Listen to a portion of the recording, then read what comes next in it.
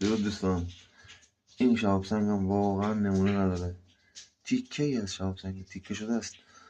من باید بگردم اون تیکه بعدش هم پیدا کنم، چون واقعا این شهاب سنگ اصلا بدون آزمایش میگم این آزمایش رو رفتیم ببینید شهاب سنگ اصله. اصلا ببینید توشو شکستگی داره، این توشه. یعنی واقعا شهاب سنگ نگاه کنید. اینم جذب هاروبای بسیار بالا. جذب هاروبا میبینید، جذب هاروبا اینم هاروباست. میبینید هاروبا جذبش هم میبینید حدود 40 تا 50% جذب داره. میبینید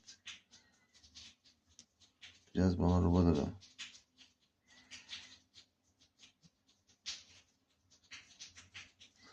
شهاب سنگ واقعا زیباست، خاصه و کلکسیونیه. پوسته سوختش نگاه کنید فقط. من میام